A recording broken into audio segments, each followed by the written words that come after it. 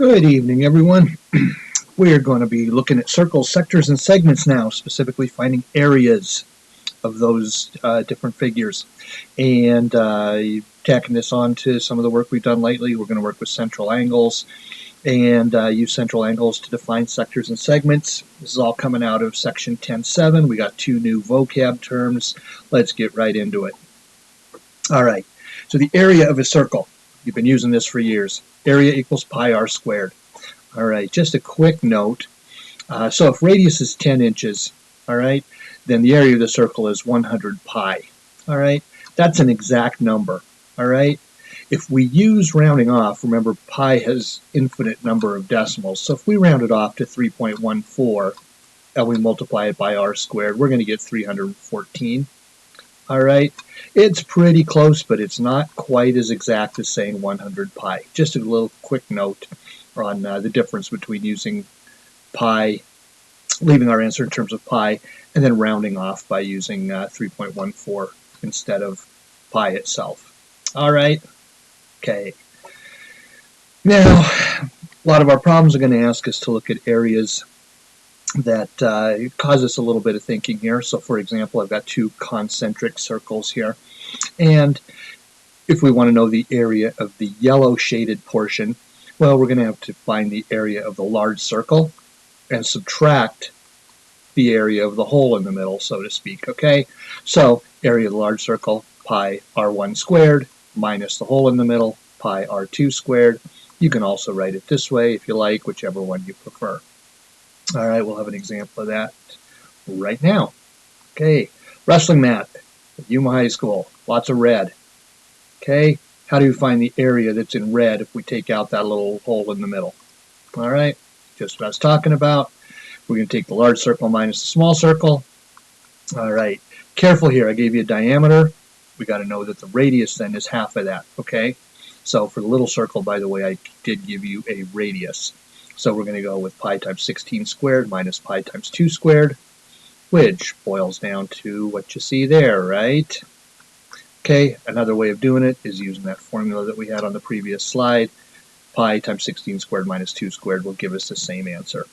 Big area minus the hole in the middle gives you the area in the red. All right, so the new stuff now. A sector of a circle is a region bounded by an arc. So in this case, we got arc AC. So it's bounded by that arc and bounded by the two radii that connect those endpoints to the center. So AO and CO are the two radii, and they bound.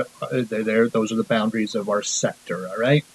Now we name a sector using one of the arc's endpoints, then the center point, then the other endpoint. So the yellow sector here is named sector AOC. Okay. Okay. Now, yesterday we learned that arc lengths, the length of the arc, is actually the fraction of the central angle, that fraction out of 360, and it relates to the total circumference. So we get that fraction, in this case 90 divided by 360, or 1/4 of the entire circumference is what we find for the length of the arc AC.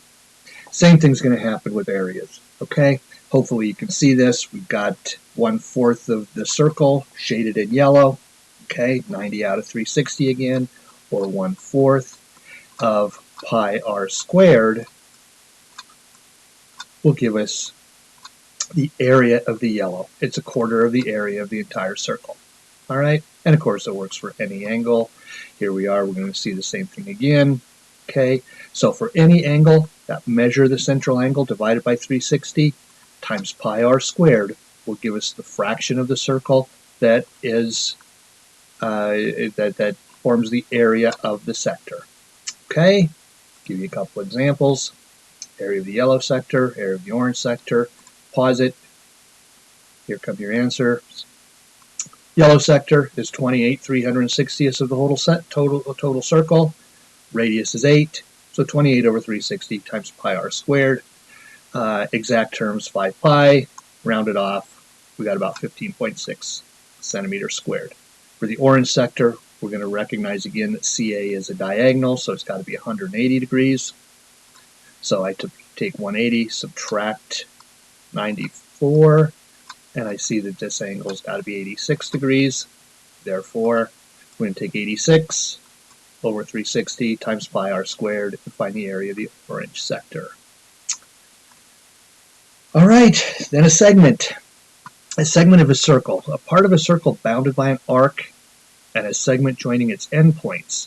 So we're bounded now by an arc, AB, and this segment that joins the two endpoints of the arc. So the yellow area is called a segment of a circle. All right?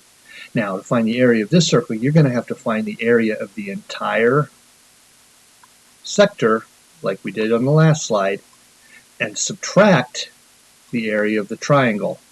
Okay, does that make sense? Hope you can see how that works. Okay, so let's go ahead and do it.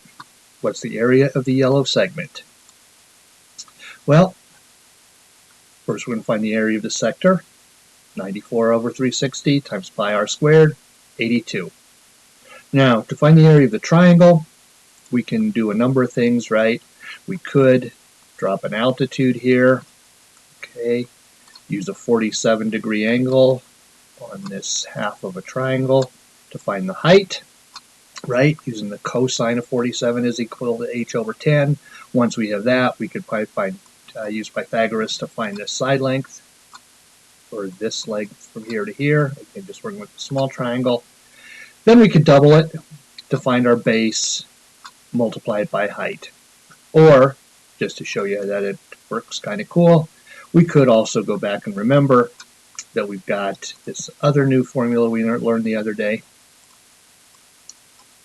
Okay, where it says that we can find the area of a triangle by going 1/2 BC times the sine of A, if we know a side, and an angle, and a side.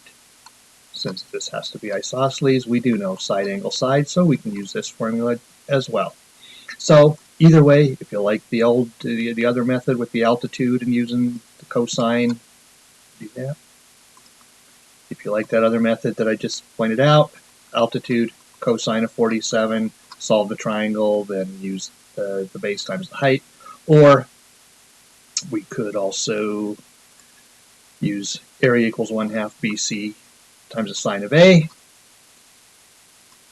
And doing that, we got 1/2 of 10 times 10 times the sine of 94.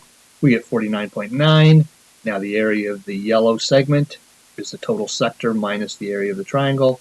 82 minus 49.9. Area of the yellow segment is 32.1 square inches. Hope that makes sense. You're going to have some fun with it when we get to the work, and we'll talk to y'all later.